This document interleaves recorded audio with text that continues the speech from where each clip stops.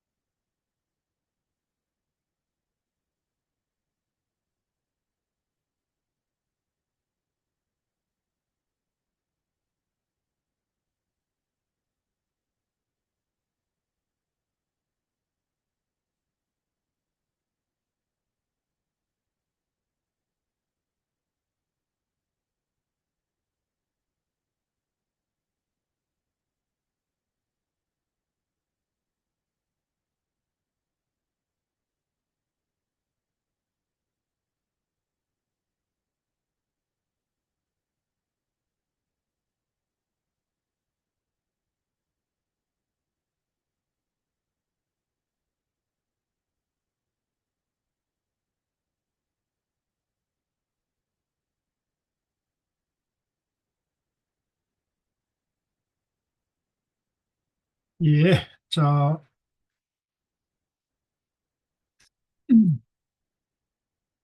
예, 자, 공부 시작하겠습니다.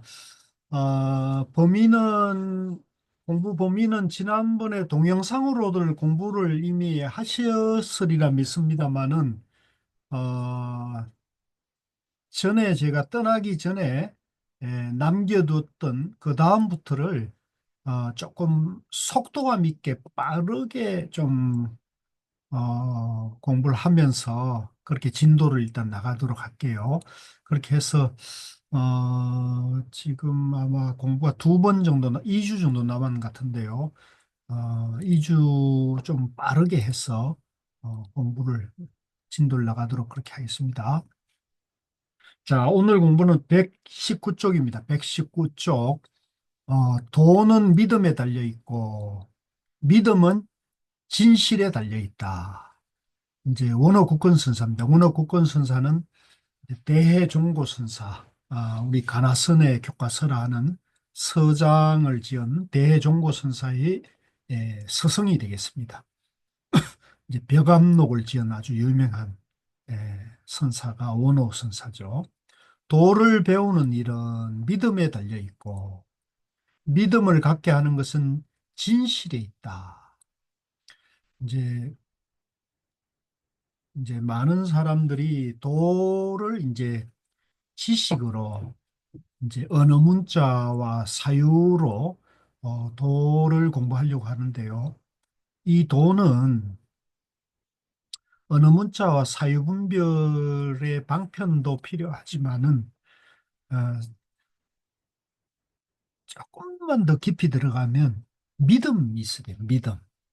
이제 어떤 믿음이냐면 이제 내가 부처라는 내 마음이 부처라는 내 안에 모든 지혜와 능력을 내가 다 갖추고 있다는 내가 본래 부처라는 내가 본래 성불해 있다는 그런 믿음이 없으면 절대 이 공부는 나아갈 수가 없거든요. 그래서 도를 배우는 일은 믿음, 믿음에 달려 있고 믿음을 갖추게 하는 것은 진실이 있다. 이제 믿음을 자기가 본래 부처라는 믿음, 자기 마음이 부처라는 믿음을 이제 가지려면 내 마음이 진실해야 되는 거죠. 내 삶과 내 공부가 진실해야 돼. 마음속에 진실이 있어야 대중들이 의심하지 않으며, 그렇죠. 이제 마음에 진실함이 있는 사람은 대중들이 믿음을 주죠. 저 사람 참 진실한 사람이다. 저분은 사람들 대할 때나 일을 대할 때도 정말 참 진심으로 하는구나. 이렇게 되죠. 대중들이 의심하지 않으며 자기에게 믿음이 있어야, 자기에게 믿음이 있어야 솔직하게 남을 가르칠 수 있으니, 그렇죠. 자기 공부와 자기 자신에 대한 믿음이 있어야 남에게 그 얘기를 할 수가 있고요. 생각건데 믿음과 진실은 도움만 될 뿐 하나도 손해될 것이 없다. 그렇죠. 이 공부는 어, 이제 정경과 믿음과 진실이 도움이 될 뿐이지 손해될 것은 없어요. 이런 것도 이제 굉장히 중요하죠. 이제 정경과 믿음과 진실은 도움만 될 뿐 하나도 손해될 것이 없다. 그러므로 진실이 한결같이 못하면 마음을 보존할 수 없고 믿음이 전일하지 못하면 말을 실천할 수가 없다는 사실을 알 수 있다. 옛 사람도 말하기를 옷 입고 밥 먹는 일은 그만두더라도 믿음과 진실을 잃어서는 안 된다. 이제 우리가 선지식의 역할을 하거나 뭐 수행을 하더라도 자기 삶과 수행에 공부에 진실해야 됩니다. 진실하려면 자기 자신을 믿는 자기 행동을 믿어야 되는 거죠. 근데 자기 행동이 진실되지 못하고 자기 삶에 믿음이 없는 사람은 덜 흔들리고 혼란이 있는 거예요. 혼란. 혼란과 흔들림이 있으면 이 공부가 잘 나아갈 수 없는 거예요. 그래서 이 믿음과 진실을 이 공부의 근본으로 삼아야 한다는 거죠.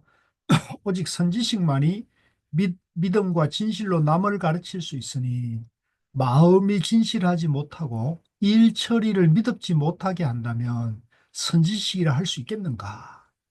주역에서도 천하의 지성이라야 마침내 자기 본성을 극진히 하고 자기 본성을 극진히 한다면 다른 사람의 본성도 극진히 할 수 있다고 해요.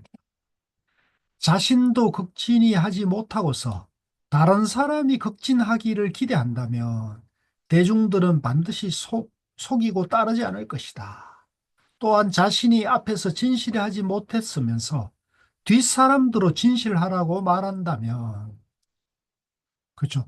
자기는 진실하지 못하고 자기는 믿음이 없으면서 자기가 정견이 서지 못했는데 남들에게 진실하라 하거나 공부 잘하라 하거나 정견에 대한 얘기를 할 수는 없는 거죠.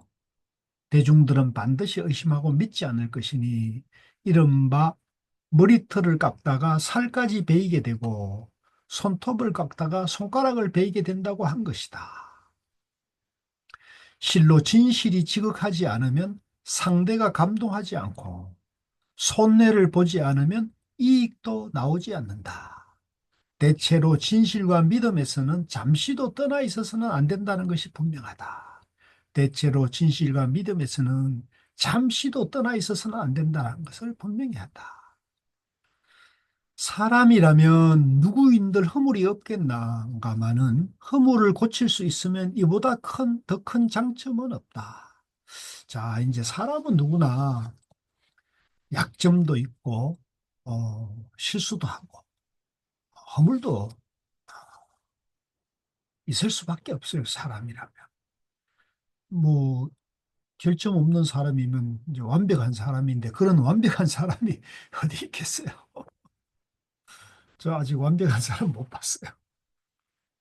그러니까, 사람은 누구인들 허물이 있는 거죠. 그런데, 허물을, 허물을 고칠 수 있으면 이보다 큰 장점이 없다. 아, 참 멋진 말이지 않아요?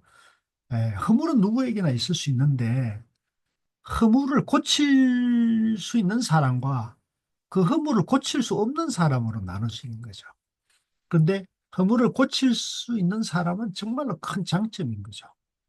예로부터 모두가 허물을 고쳐 나아지는 것을 칭찬하였지, 허물이 아예 없는 것을 좋다고 하지는 않았다. 사람이 일을 해 나가는데 허물과 착오가 생기는 것은 지혜롭든 어리석든 간에 모두 면하지 못한다. 그러나 지혜로운 사람은 허물을 고쳐 착한 쪽으로 갈 수 있지만 어리석은 사람은 대부분 허물을 덮고 잘못을 꾸민다. 그러니까 허물을 남에게 또는 스스로나 자기 허물을 살피가지고 그 허물을 어떻게 하면은 변화, 바로잡을 것인가를 고민하는 사람은 항상 떳떳하죠. 항상 진실되고요.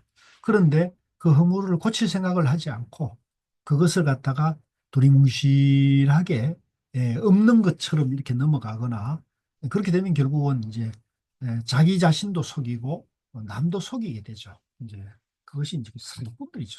사기꾼이 되는 거죠. 착한 쪽으로 옮겨가면 그의 덕은 날로 새로워지는데 이를 군자라 부르며 과오를 꾸미면 그 악은 더욱 드러나는데 이를 소인이라 한다. 소인배. 네. 소인배가 되는 거죠. 소인배. 마음이 좁쌀 같고 믿음이 없고 진실하지 못한 거죠. 예. 그래서 우리가 이제 자기 허물을 고치지 못한 사람은 이제 결국은 그 허물을 갖다가 어, 숨기려 하거나 또 가리려고 하진 않아야 되는데 허물이 있으면 어떻습니까? 허물을 그대로 드러내면 되죠. 그런데 그것을 이제 꾸미거나 없는 것처럼 하면 이제 소인배가 된다.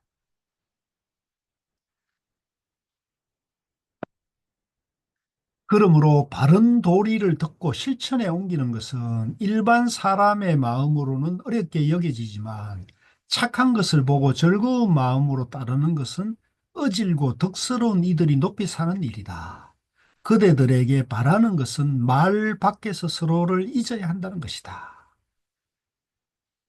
그대들에게 바라는 것은 말 밖에서 서로 잊어야 한다는 것이다. 자, 여기서 이거 한번 보세요. 우리 원어국권 선사가 이제 후학들에게 말하는 것은 말, 어느 문자를 떠나서, 어느 문자를 떠나서 서로를 잊어야 한다는 것이다. 이제 어느 문자를 초월했는 얘기죠. 어느 문자를 초월해야 한다. 세 번째, 서성 오조 보변스님께서 말씀하셨다. 이제 오조 보변스님은 원어국권 선사의 스승이죠. 큰 스님 중에는 도덕으로 사람을 감동시키는 이도 있으며 세력으로 사람을 복종시키는 이도 있다.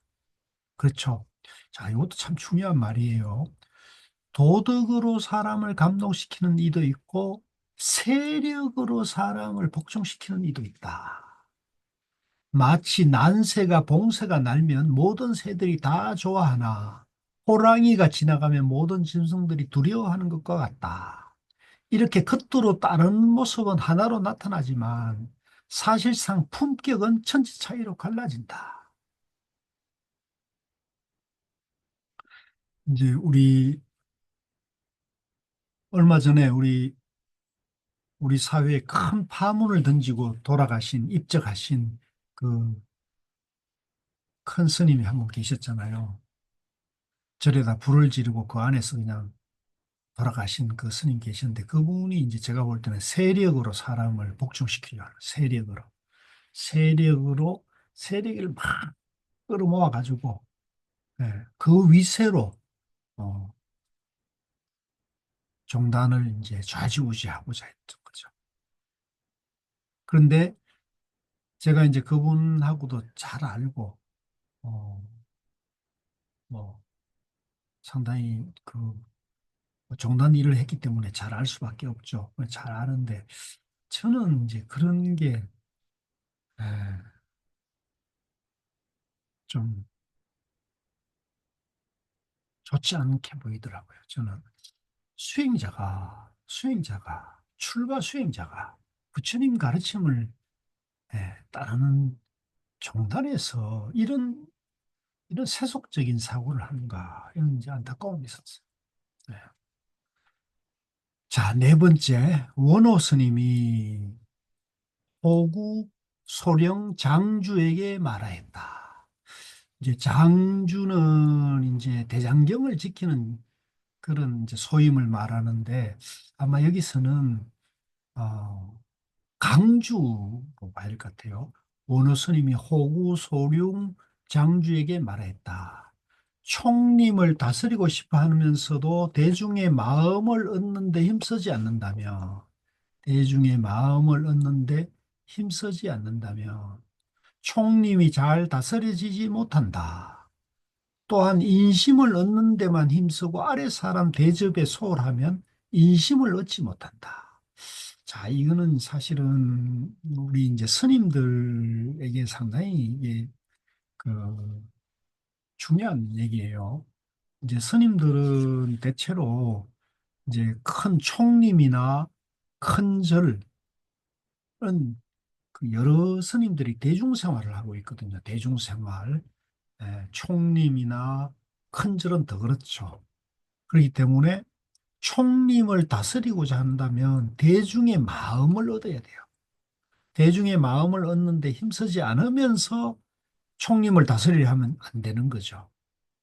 그래서 또한 인심을 얻는 데만 힘쓰고 아래 사람 대접에 소홀하면 인심을 얻지 못한다. 이것도 마찬가지죠.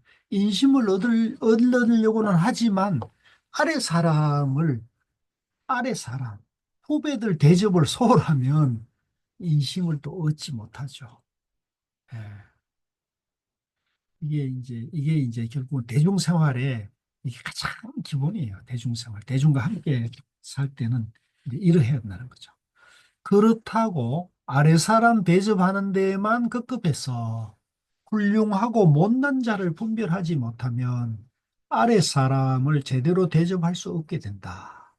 어질고 못난 사람을 분별하는 데 힘쓰면서 자기 허물에 대해 언급하는 자는 미워하고 순종하는 자만을 좋아한다면 어질고 못난 자를 분별하지 못한다. 어질고 지혜로운 인재라야 누가 자기 단점을 헐뜯든지 자기를 따르든지에 관계없이 오직 도만을 따를 수 있다. 자, 이제 여기서 이제 대중의 인심을 얻고 대중의 믿음을 얻는 사람은, 그죠? 이제 아래 사람 대접을, 후배, 후배 대접에 이제 소홀해서는 안 된다는 거죠. 그래서 자기 허물에 대해 언급하는 자는 이제 대중생활 하면 꼭 좋은 얘기만 들을 수가 없거든요.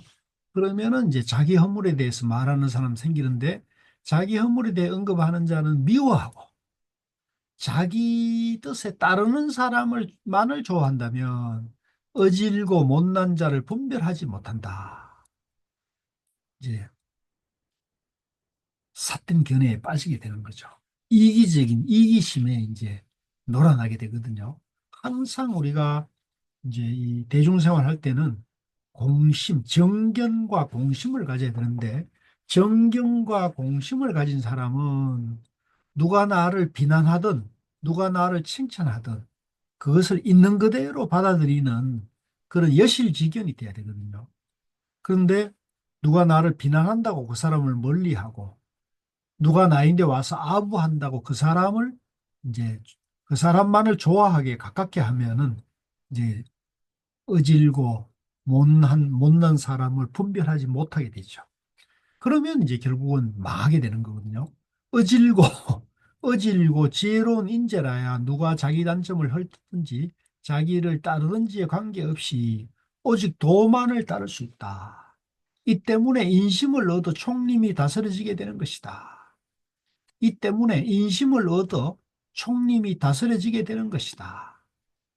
이제 어질고 지혜로운 인재라야 어질고 지혜로운 사람, 정견을 갖춘 사람은 누구든지 자기 단점을 헐뜯더라도 또 자기를 따르지 않더라도 예, 오직 부처님 가르침을 이제 근본으로 할 수가 있는 거죠. 그래서 이게 좀 쉬운 일은 아니에요. 쉬운 일은 아닌데 제가 이제 고우 스님을 이제 모시고 공부하면서 고우 스님의 이렇게 삶을 쭉 제가 이렇게 이제 정리를 하면서 보니까 이제 고우 스님이 이제 이런 분이었죠. 예, 누가 나와 가깝고 멀고와 상관없이 내 문중 나하고 친소 관계 없이 오직 부처님 가르침대로 오직 부처님 가르침대로 살고자 하신 분이 이제 고우 스님이죠. 그래서 누구든지 부처님 가르침을 공부하고 그렇게 실천하는 사람을 보면은 고우 스님 같은 걸 굉장히 좋아하시는 거죠.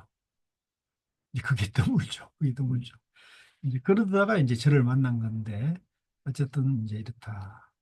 이 때문에 인심을 얻어 총님이 다스려지게 되는 것이다.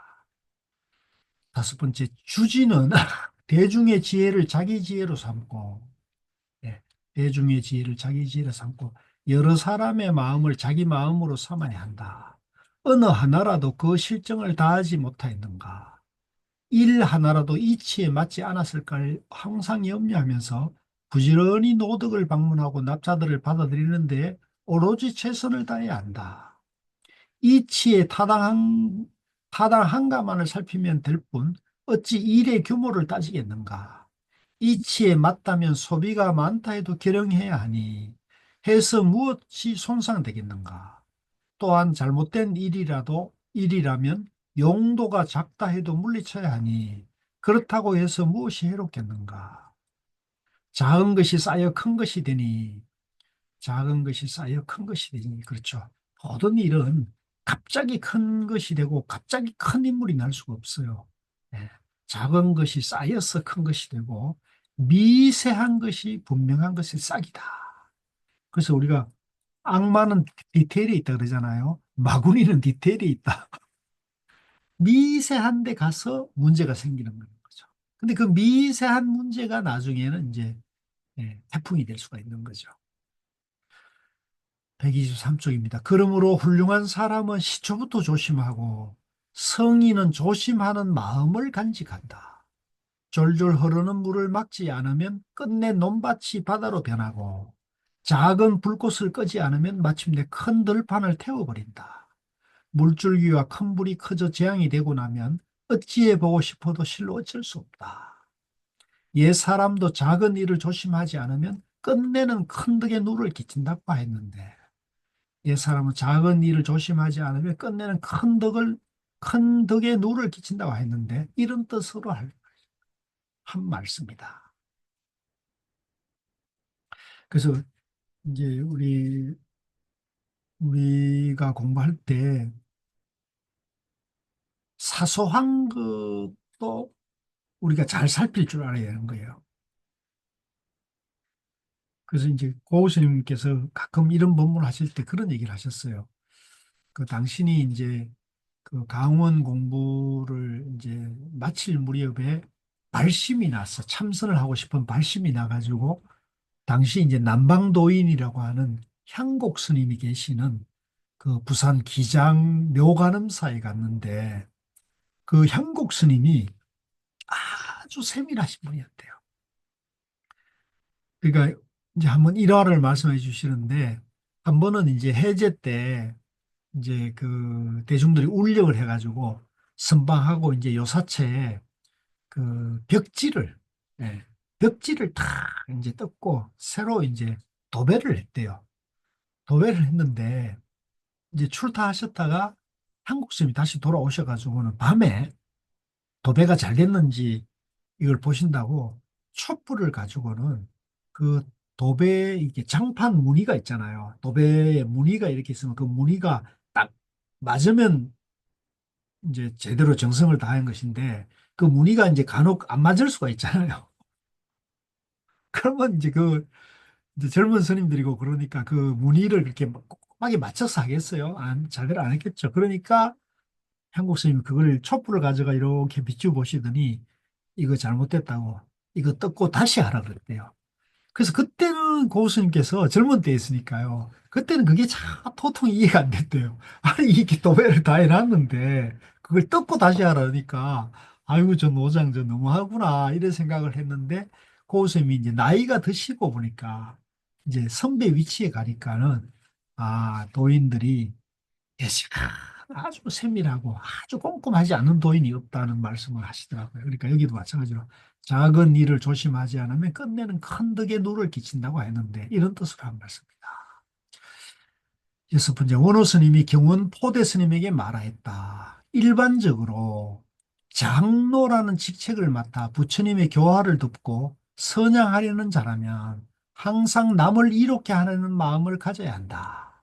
이를 실천하면서도 뽐내는 마음이 없다면 미치는 범위가 넓고 구제되는 대상이 많아진다.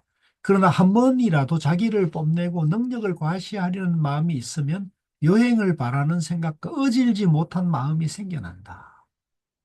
예. 그러니까 결국은 그 총림이나 큰절이나 또 수행 단체에서도 항상 대중들을 잘 살피면서 대중들을 이롭게 하는 마음, 예.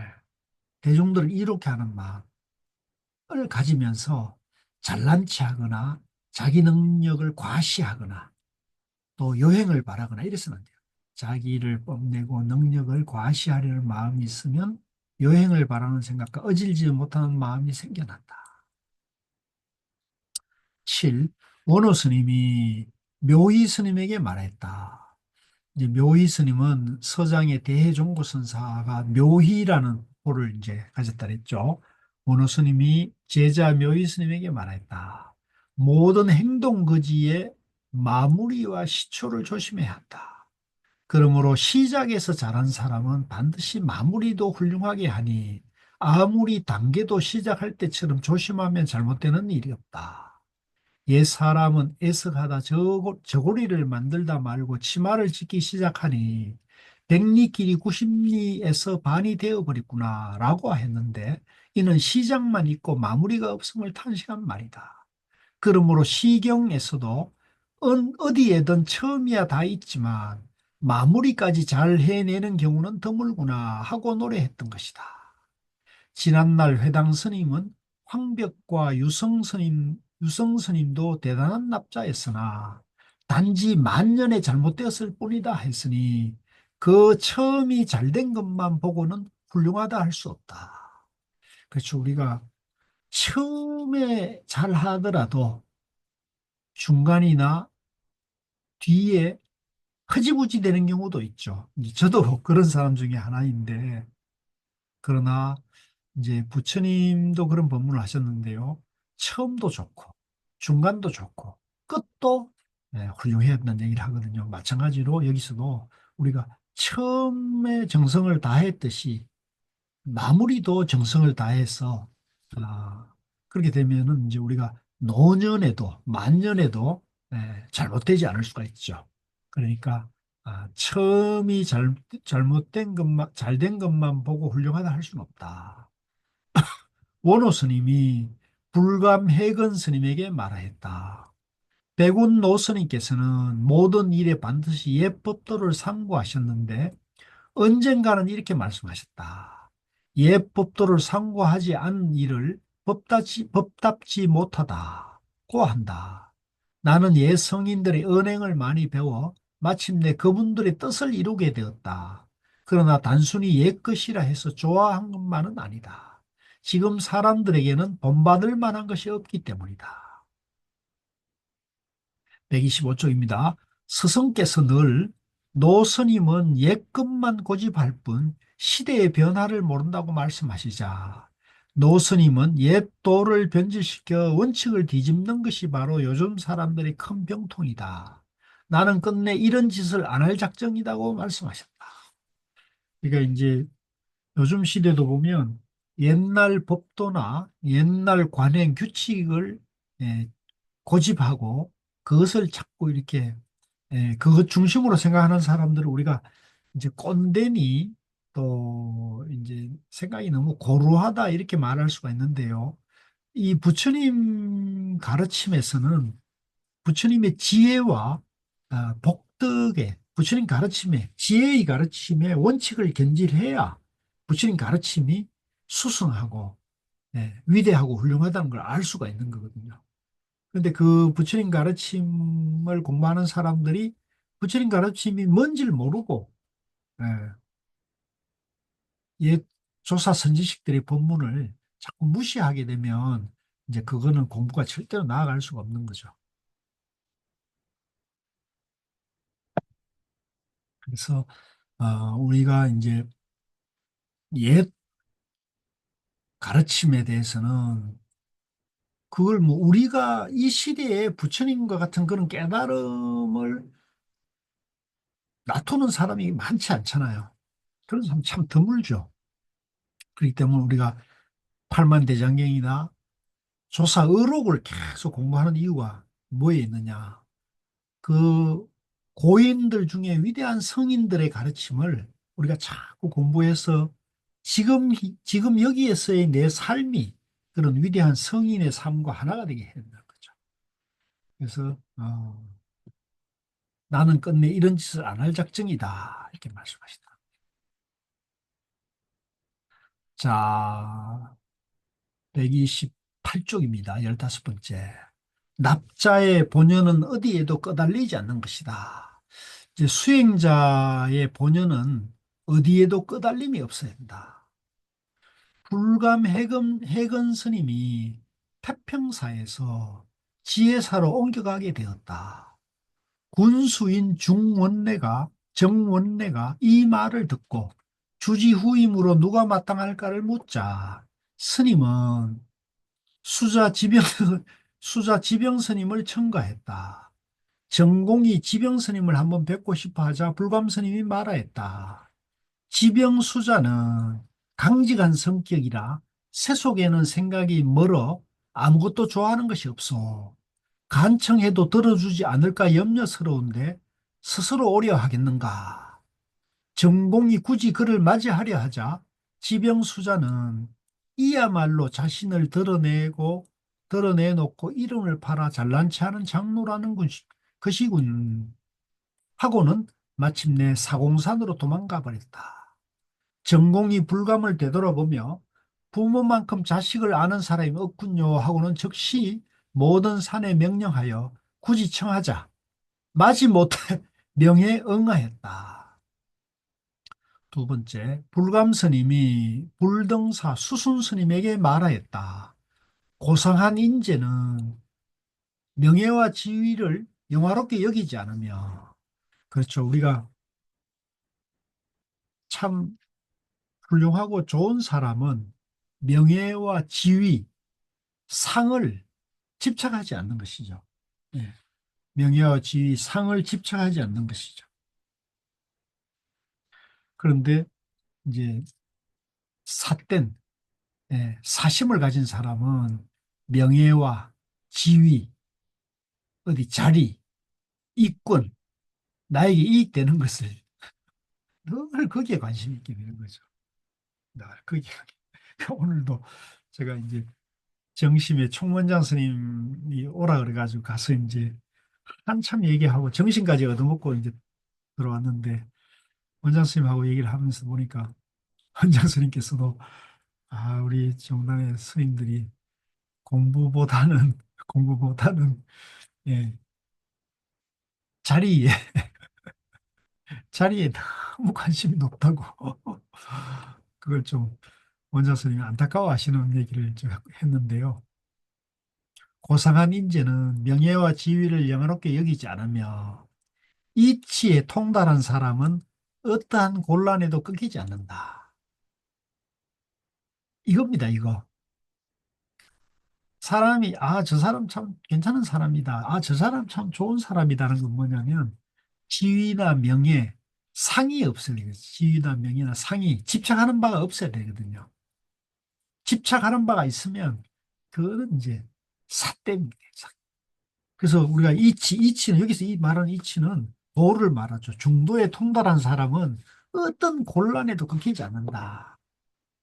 이제 이 이치나 도리 중도에 이제 정견이 없으면 뭘 하다가 보면 누구에게 막 욕도 얻어먹고 또 견제도 받고 시기 질투를 받으면 그냥 에이 하고 들어보고 그러면서 중간에 주저앉아 버릴 수도 있거든요.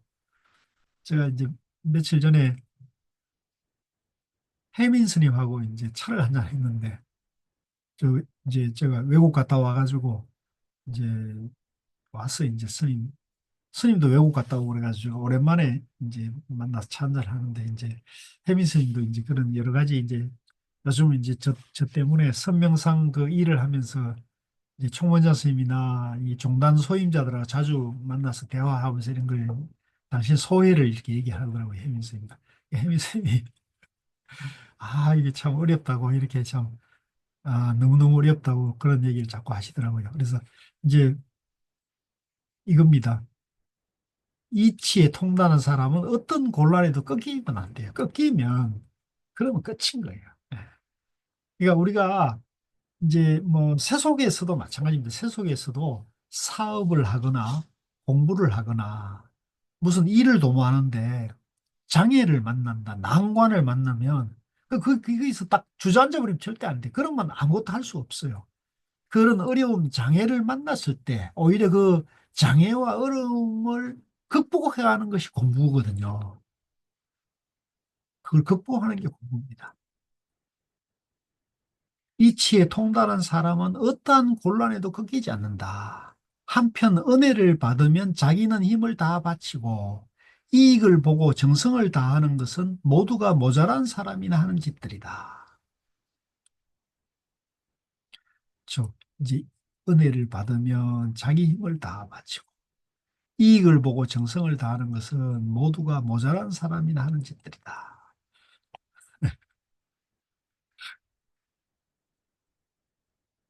한 불감 스님이 수자 지병 스님에게 말하였다.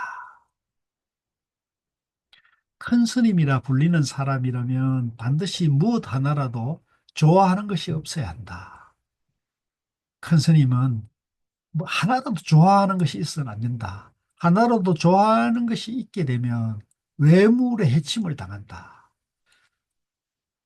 그러니까 우리가 이제 선지식이 되고 이제 등 높은 수행자가 된다는 것은 내 밖으로 뭐 하나라도 좋아하는 것이 있게 되면 그걸로 인해 가지고 내가 예, 집착하는 마음이 있게 된다는 거죠.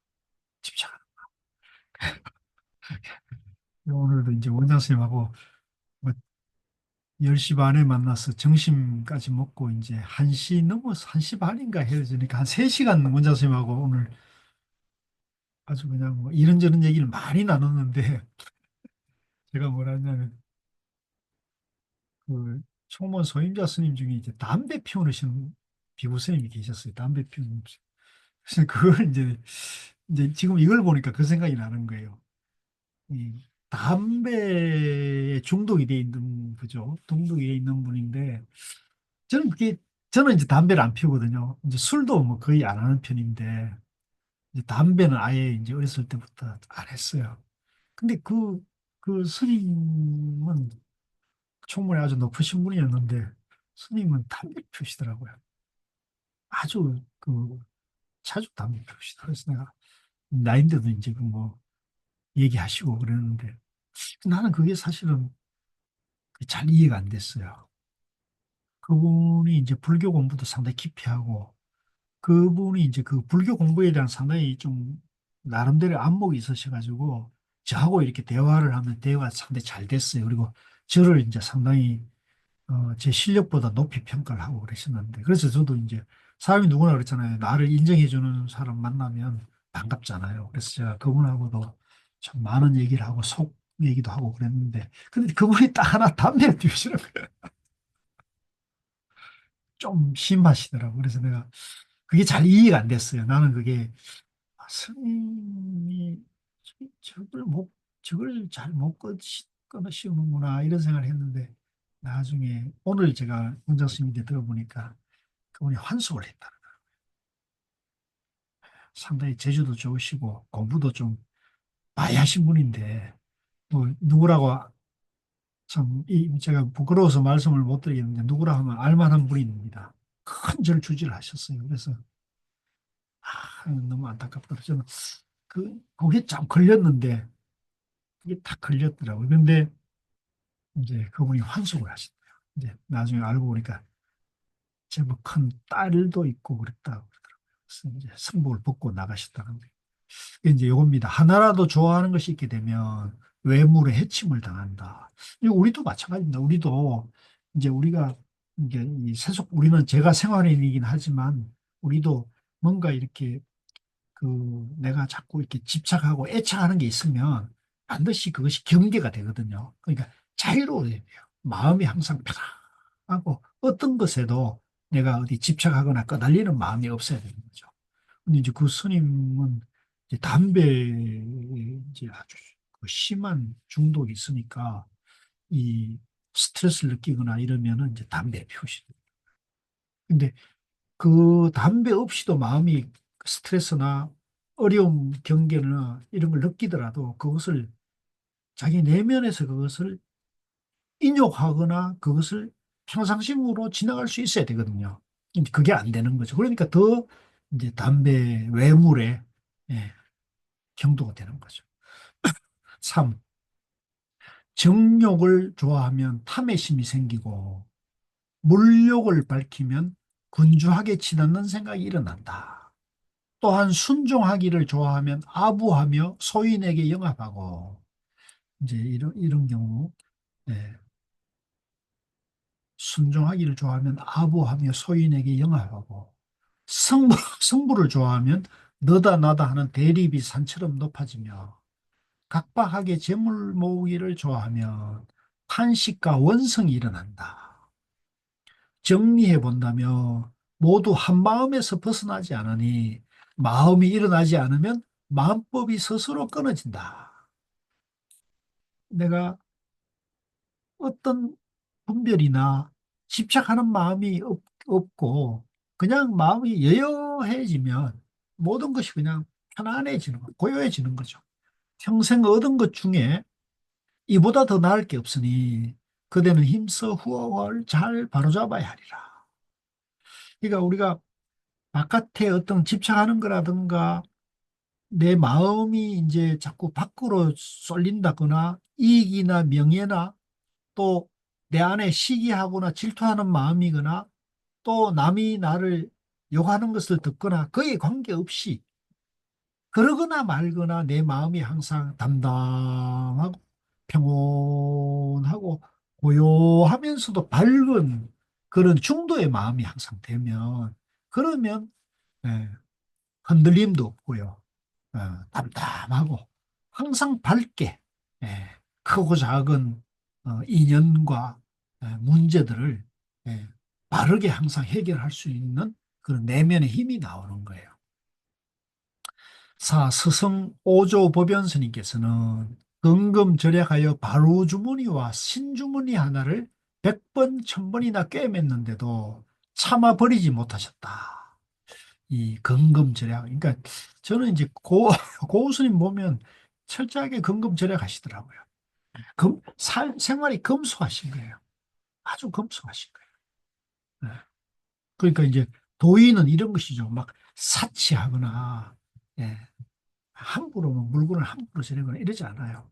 예, 물건을 아껴 쓰고 절약하시고 한 번은 이렇게 말씀하셨다. 이 두 물건이 관문을 떠나던 지가 겨우 50여 년밖에 안 되었다. 어떻게 도중에 버리겠는가? 이제 바로 주머니하고 신주머니를 50년을 쓰셨다는 거죠. 와, 참 대단하시네요. 첫남에 오상자는 이가 갈포로 만든 좋은 옷을 보내면서 이것은 바다 건너에서 나는 물건으로 겨울에 입으면 따뜻하고 여름에 입으면 시원합니다 말했다. 스승께서는 내게는 추위에는 땔감과 종이 이불이 있고 무더위에는 솔바람이 있다. 이를 쌓아두어 어디에 쓰겠는가 하고는 끌래 물리치셨다. 예. 그러니까 내 생활이 근검절약하고 내 생활이 이제 소욕지족하고 내 생활이 이제 소확행하는 그런 사람은 물건을 함부로 낭비하지도 않고 또 다른 사람인데 과한 대접도 예, 좋아하지 않죠. 과한 선물이나 과한 그런 대접도 좋아하지 않죠. 그러니까 이제 예, 항상 검소하게, 금박하게 이제 그 법정 스님도 그러신 분이죠. 법정 스님도 항상 그런 걸 강조하시는 거죠. 스승께서는 진정 극문 스님이 입적했다는 소문을 듣고 신위를 모시고 공양을 준비했다. 그리고는 예법에 지나칠 정도로 슬피 통곡하더니 이렇게 단식하셨다. 참으로 드문 인재셨다. 도의 뿌리만을 볼 뿐 지업을 찾지 않으셨는데 애석하다. 이런 분이 일찍 가시다니 스님이 도를 개선할 만한 자가 있다는 소문을 듣질 못했으니 강서의 총림이 이제부터 쓸쓸해지겠구나. 그러니까 이제 한 인재가 한 도인이 가면은 이제 그만큼 손실이잖아요. 그러니까 이제 거기에 대해서 이제 탄식을 하는 거죠. 예. 그 도인을 추모하고 그 도인의 공덕을 기리면서 어 이제 절집에 인재의 빈곤, 사람이 이제 에, 부족함을 이제 말하는 거죠. 안타까워하는 거죠. 여섯 번째, 스승께서는 이렇게 말씀하셨다. 백운 노스님은 평소에 마음이 관대하여 막힘이 없었다. 어떤 일이 바른 이치에 합당한지를 살펴보고 과연 할 만한 것이다 싶으면 뛸 듯이 몸소 솔선하였다. 또한 인격과 재능이 있는 사람을 이끌어주기를 좋아했으며 이에 타산으로 영합했다 갈라섰다는 구차한 짓은 좋아하지 않고 그저 초연한 마음으로 종일토록 우뚝하게 걸상에 앉아 있을 뿐이었다. 언젠가는 응시자에게 이렇게 말씀하셨다.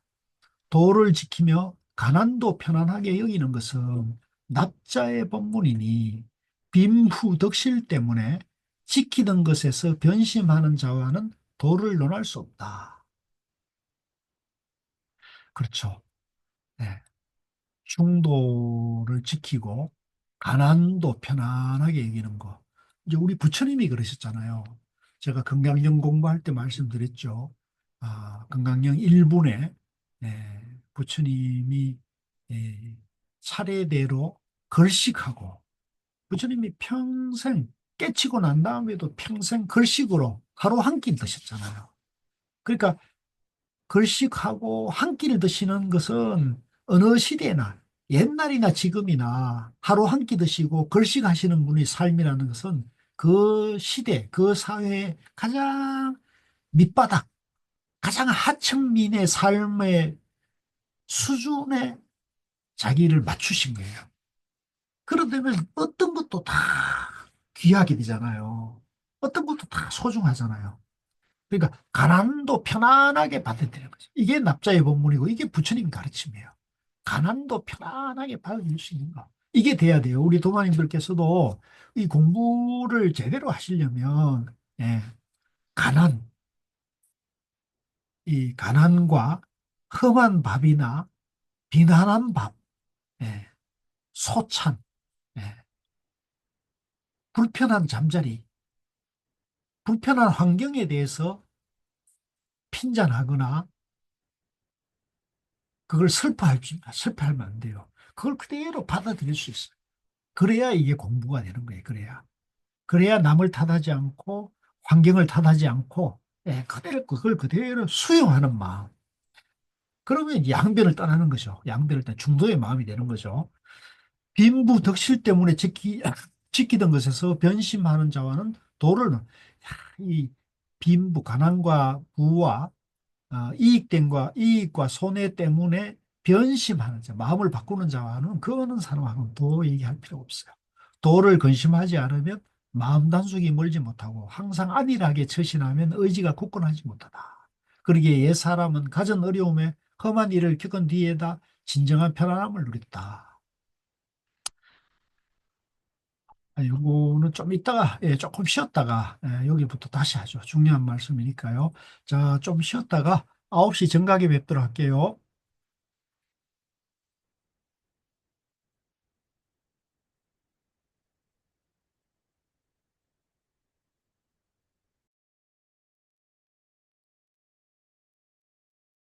예, 잘 쉬셨습니까?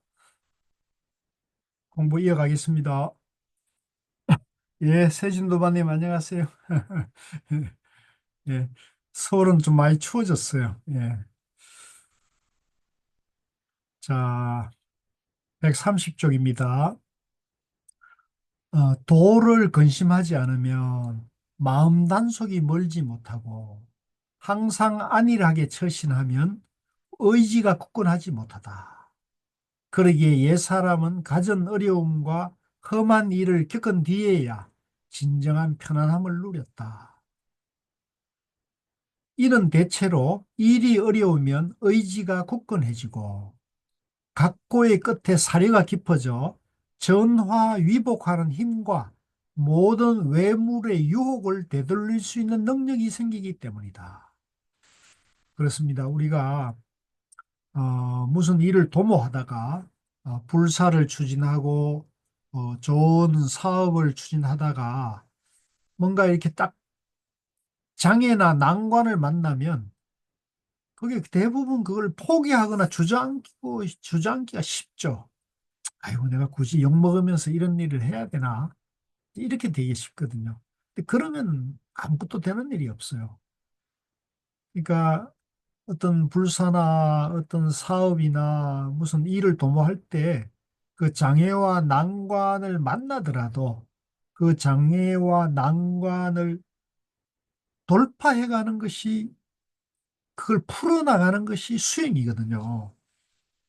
수행이 다른 게 아니에요. 수행이 꼭 무슨 참선하고 기도하고 염불하고 경전 공부하는 것만을 수행이라 생각하면 절대 그거는 잘못 이해하는 거예요. 진짜 수행, 진짜 공부는 일하면서 일상 일상 사업에서 그것을 해결해 갈 수 있는 것이 진짜 수행인 거예요. 그러니까 우리가 지금 이렇게 이 경전 어록 공부를 하는 건 뭐냐면 일상생활이 잘 되도록 하기 위해서 지혜와 힘을 키우는 거거든요. 네. 근데 지금 이렇게 열심히 해놓고는 막상 사업이나 생활에 가서 이게 소용이 없으면 아무 소용 없잖아요. 그 공부를 잘못하는 거죠. 그 공부가 양변이 되는 거죠. 그러니까 수행 따로 생활 따로가 되는 거예요. 절대 그러면 안 돼요. 수행과 생활이 항상 하나여야 돼요. 항상 양변을 떠나 중도의 마음을 해야 돼요. 그래서 이제 험한 일, 어려움과 험한 일을 겪은 뒤에 진정한 편안함을 누렸고, 또 일이 어려우면 오히려 의지가 굳건해지고, 또 각고 끝에 사려가 깊어져 전화위복하는 힘, 모든 외물의 유혹을 되돌릴 수 있는 능력이 생긴다는 거죠. 이런 과정에서 사람이 단련이 되는 거죠. 예. 그러니까 이런 어려움과 여러 가지 그런 어떤 그 유혹 또 여러 가지 장애, 난관 그런 역경 속에 이렇게 단련된 사람은 굉장히 모든 일들이 저한테 쉬워지는 거죠. 굉장히 쉬워지는 거죠. 자, 납자들이 외모를 쫓느라 도를 망각하거나 깨달음을 등지고 미혹으로 몸을 던지는 경우를 많이 보게 된다. 이런 부류의 자기 못난 점을 꾸미고 남들이 지혜롭게 여겨주도록 기만하면서 다른 사람의 모자란 점에 대해서는 엄격하고 남을 업신여기며 잘난 체한다.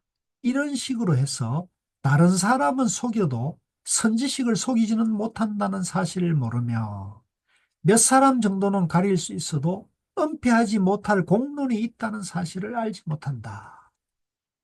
그러므로 자신을 똑똑하다 여기는 자는 남에게 어리석게 보이며 스스로를 낮추는 사람은 남이 그를 고상하게 여긴다. 참, 진짜 이 주옥 같은 말씀이잖아요. 그죠? 자신을 똑똑하다고 여기는 자는 남에게 어리석게 보이며 스스로를 낮추는 사람이 남이 그를 고상하게 여긴다.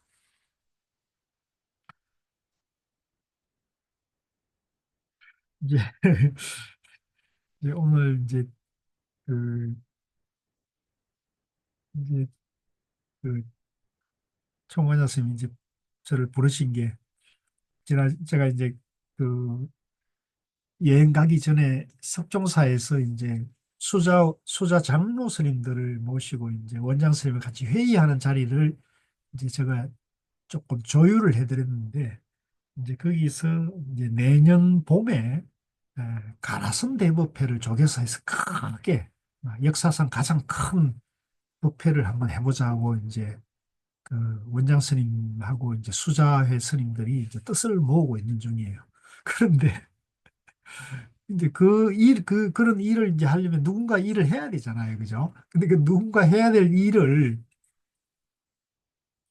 되게 일반적으로 이렇게 공부하는 사람들은 그런 일을 하기 싫어하거든요.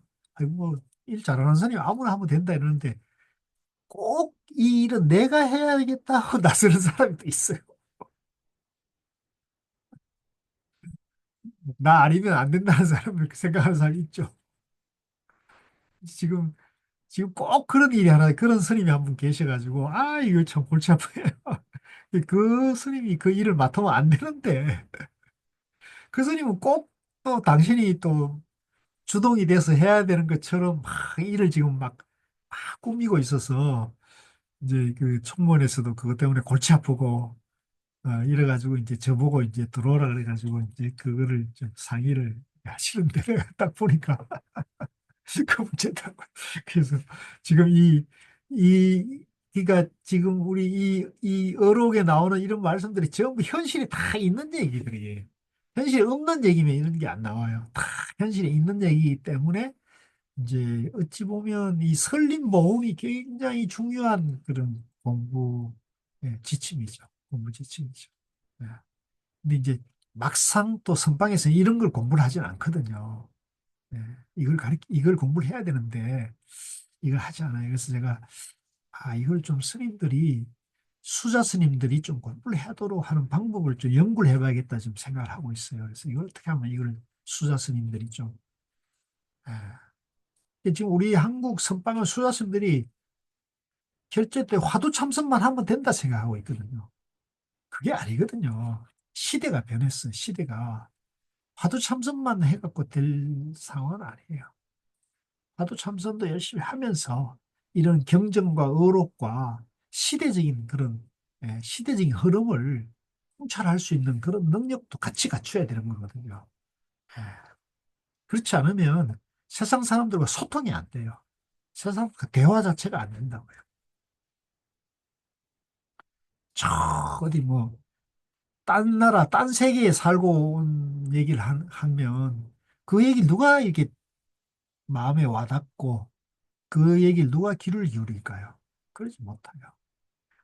근데 이제 제가 늘 드리는 말씀이지만 제가 이제 총무원에 일하다가 고우 스님을 2002년에 제가 38이고 고우 스님 65일 때 만났는데 와 세상에 이렇게 지혜로운 분이 이 산중에 있구나. 내가 그걸 딱 깨달았어요. 고우 스님을 처음 뵀을 때 와 세상에 이렇게 지혜로운 분이 이 산중에 계시구나. 그 지혜 중에 하나가 이제 나들이 식당 얘기거든요. 영주의 나들이 식당. 그 윤성석 그사님 그 제가 이번에 여행 갔다가 공항에 식당에 갔더니 우리 인천공항에 식당에 갔더니 나들이 식당이 거기 공항에 입점해 있더라고요. 예, 예, 그쪽에 입점이 있습니다. 예, 보셨군요. 예, 예. 영주 나들이 식당 나들이 이렇게 내가 깜짝 놀랐어요. 이야, 이 식당이 어마어마하게 커졌구나. 저는 이제 그걸 알으니까 반갑죠. 그걸 아니까, 고수님 말씀하신 그 나들이 식당이 여기까지 왔구나. 그러니까 정말 대박이잖아요. 그죠? 그 영주의 어찌 보면 이제 조그만 시골 동네에 그 식당 하는 것이 이 지금 한국을 전체적으로 그죠? 야, 정말 참 그분도 참 대단. 내가 언제 한번 그 식당 보살님, 이제 노보살님이 되셨겠네요. 원래 주인 아, 보살. 아닙니다. 저 60대 중반쯤 됐습니다. 그래요. 예, 언제 한번 좀 찾아가 인사 한번 나눌 수 있으면 좋겠습니다, 거사님. 예, 말씀만 하시면 뭐, 아, 언제든지. 야, 그러면 요즘 뭐 사업이 잘 됐으면 굉장히 바쁘시겠는데요? 여기 그 아, 그 아들이 그 좀 사업을 그런 식으로 좀 확장을 하고 있습니다. 그 아들이 상당히 경영력이 뛰어나네요. 예, 서울에서 그 매니지먼트 회사 하다가 아, 내려와서 하기 때문에 그 노하우를 가지고 아, 하기 때문에 좀 국제적으로나 이 지역이나 서울 같은 데도 굉장히 그 업장을 늘리고 있는 상황입니다, 지금. 그러군요. 예. 예, 그 사실 분식 쫄면 이런 걸로 그렇게 공하기 쉽지 않은데 그 대단하군요. 그 원래 이제 그런 음식을 잘하니까 그걸 이제 경영 기법을 현대적인 경영 기법을 마케팅 기법을 도입해가 지금 진출하는 거네, 그죠? 예. 예, 그렇죠. 예. 언제 생활 참선 더 많이 오시면 제가 다 예. 한턱 쏘겠습니다. 아이 뭐 늘 신세만 지면 안 되니까 언제 혼자 뭐 한번 신신 것도 예, 없고. 언제 한번 같이 가요. 세진도반님 제일 좋아하시는 것처럼. 그러니까 우리 입장에서는 뭐 그 사실은 여러 가지로 의미가 있는 곳이니까요, 그죠? 그래서 예, 그렇습니다. 그래서 여기 지금 우리가 이제 이런 그런 어떤 그 아주 지혜를 이렇게 밝히려면 세상의 흐름하고 이게 절대로 이게 단절돼서는 안 돼요. 예.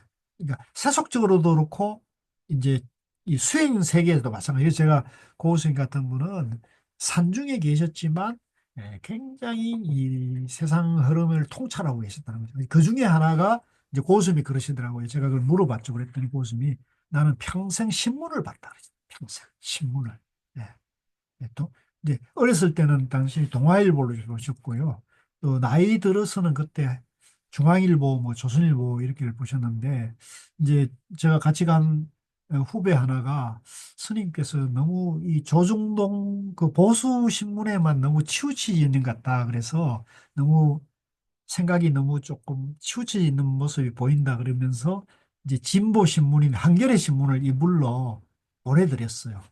그래서 고수님이 그 이제 조선일보 보다가 한겨레 신문을 보니까 조금 균형감이 있다고 말씀을 하시더라고요. 당신이 너무 이렇게 똑같은 사안이지만 한겨레 신문과 이제 조선일보가 보도하는 게 완전히 다른 얘기를 할 때가 있잖아요. 근데 그걸 보시면서 이제 그 균형을 잡는 말씀을 하시더라고요.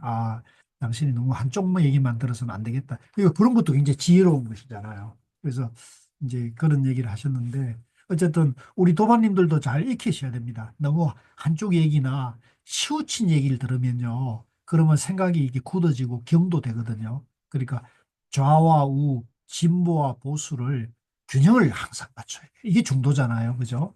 절대 치우치시면 안 돼. 치우치시면 이제 본인이 고립된단 말이에요. 그죠? 그러니까 우리가 항상 예, 그 균형을 맞춰야 되는데 이제 자신을 똑똑하다 여기는 자는 남에게 어리석게 보이며 이제 제가 아까 말씀드린 그 자꾸 나서는 스님이 이제 우리 눈에는 굉장히 어리석게 보여요. 본인은 자기가 최고 잘나고 자기가 그냥 똑똑하다 그러는데 우리 눈에는 그게 굉장히 어리석게 대중들도 다 아는 거죠. 예? 저 스님이 그러니까 그러니까 근데 다 스님들이 선하시고 다 착하니까 그런 얘기를 못 하시는 거예요. 드러내놓고 못 하시는 거예요. 이게 또, 이게 또 참, 우리 스님들 세계에 참 너무 스스로를 낮추는 사람이 남이 그를 고상하게 여긴다. 오직 현명한 자만이 이와 같은 잘못에 빠지지 않는다. 말하자면 일은 한도 끝도 없지만 사람의 능력에는 한계가 있는 법이니 제한된 지혜로서 끝도 없는 일을 빈틈없이 해내자면 생각은 치우치고 정신은 지칠 대로 지쳐 결국은 도 닦는 데 지장을 초래한다. 그러니까 이 정견을 세우지 못하고 자꾸 나대기하고 자꾸 이렇게 막 자기를 살피지 못하게 되면 자기 분수를 모르면은 결국은 이리 치고 저리 치고 예. 그러다 보면은 지칠 대로 지치니까 결국은 공부할 마음이 없어지는 거죠.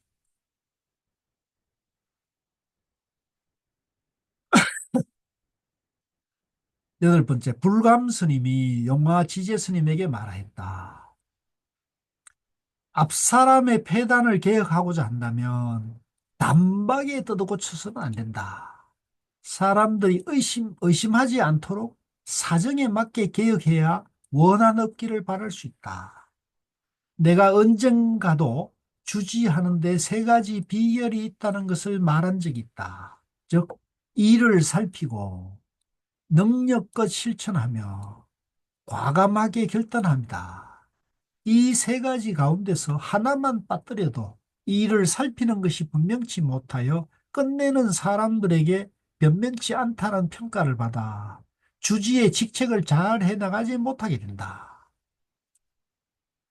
아홉 번째, 절의 주지를 맡은 자는 청정한 지조와 실천을 중요하게 생각하고 깊은 믿음으로 사방에서 찾아온 납자를 맞이해야 한다. 털 것만큼이라도 비루하고 구차한 일을 자신에게서 떨쳐버리지 못한다면 드디어 소인들에게 틈을 주게 된다. 그리하여 비록 옛사람과 같은 도덕이 있다 해도 배우는 사람들이 그를 믿지 못하게 된다. 열 번째, 불안청원 스님의 제자로는 유일하게 고암선호 스님만이 지공무사, 이제 공심으로, 지극한 공심으로 사사로움이 없다는 거죠. 지공무사. 이런 것도 이제 우리가 사자성어로 익혀두면 좋겠네요. 지공무사. 이제 이게 이제 선공후사, 그죠? 선공후사. 이런 것 마찬가지죠. 지공무사라 하여 보통 수준을 넘었다. 사람됨이 무엇이든 제 뜻에 맞는 것만 좋아하는 일이 없고 무슨 일에나 파벌로 사람을 발탁하는 경우가 없었다. 맑고 근엄하며 공순하고 조심스러워 시종 명예와 절개로서 자신을 지켜 옛사람의 풍모가 있었으니 요즘에는 그와 비교할 만한 납자가 드물다. 이제 항상 그죠?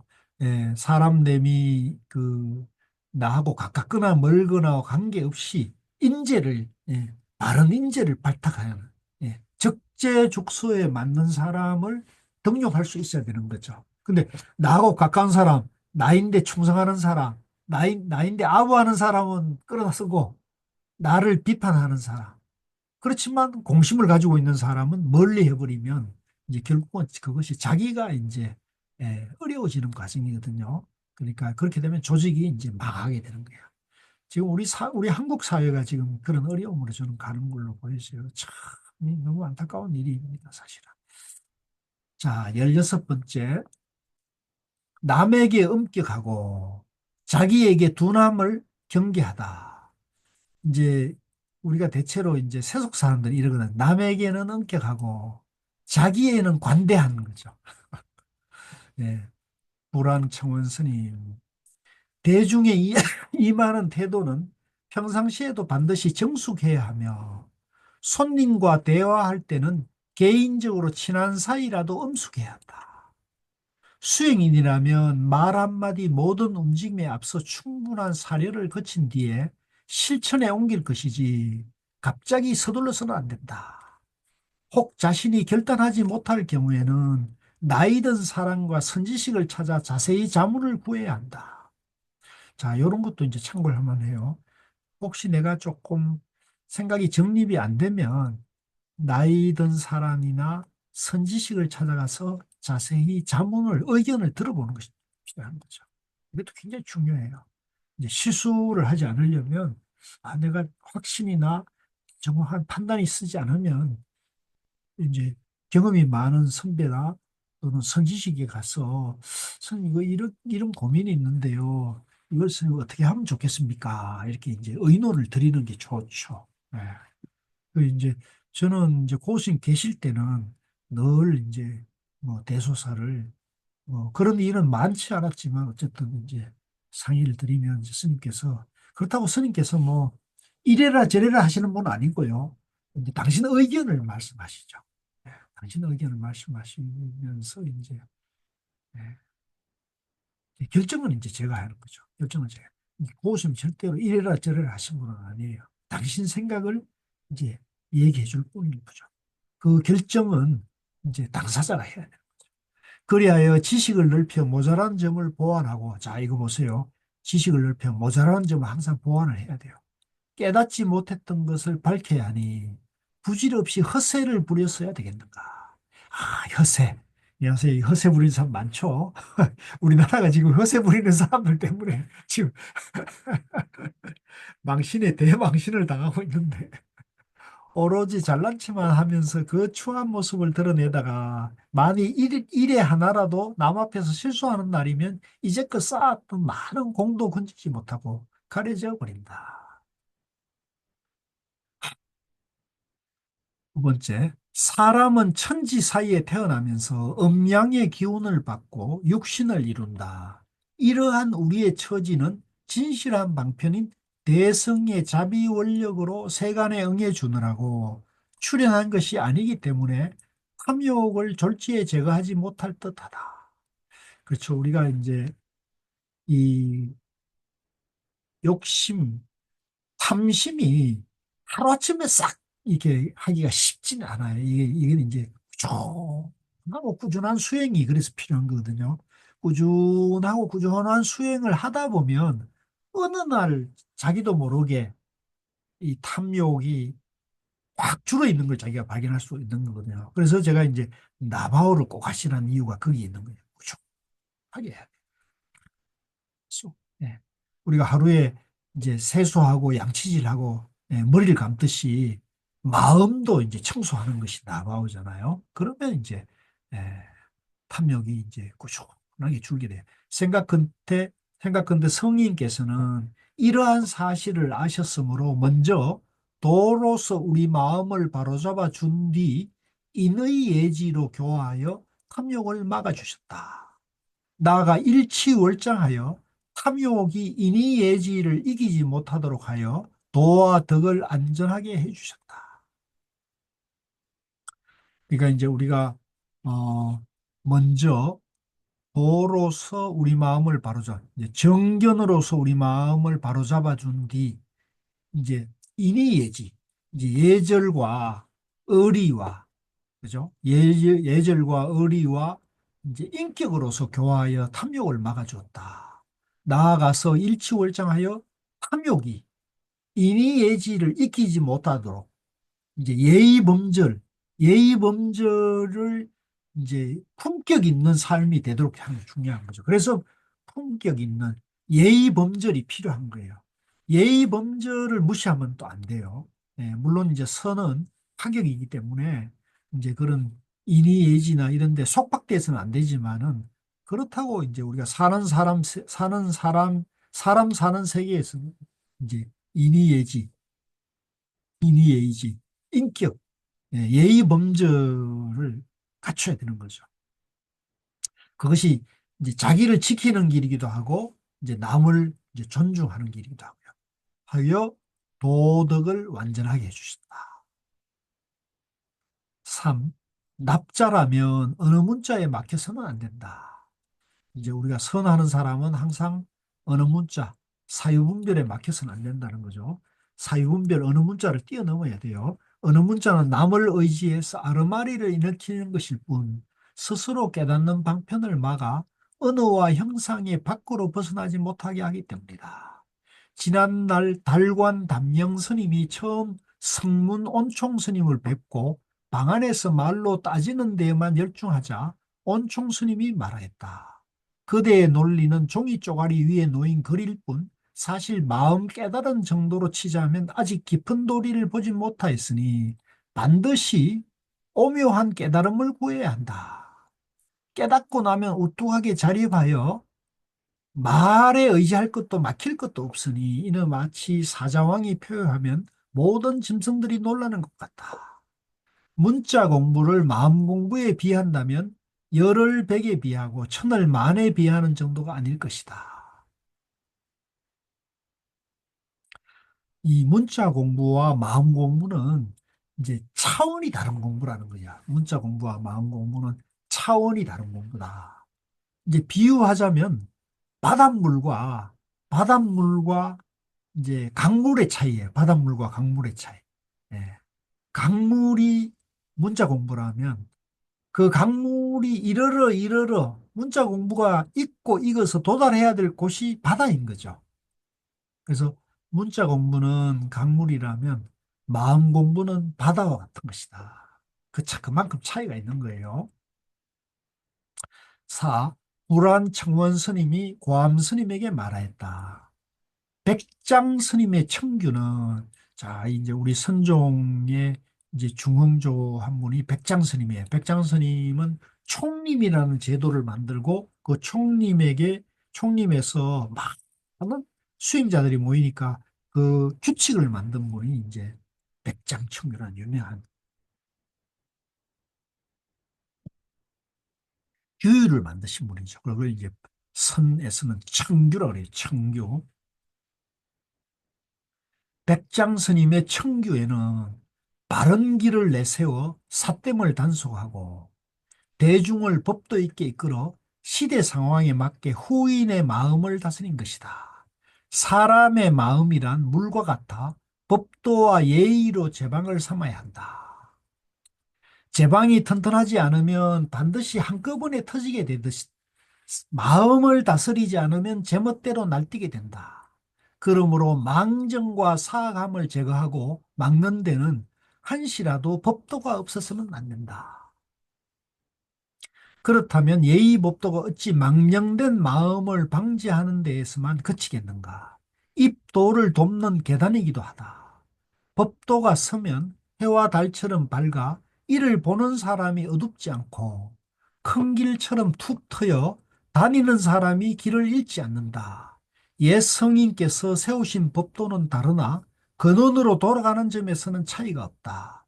그런데 요즘 총림에서는 법도대로만 애서 시행하려는 자도 있고 죽자고 그것만을 붙들고 있는 자도 있으며 혹 멸시하는 자도 있다. 이들은 모두 다 도덕과 예의를 등지고 망정된 마음과 악을 따르기 때문에 이 지경에 이르게 된 것이다.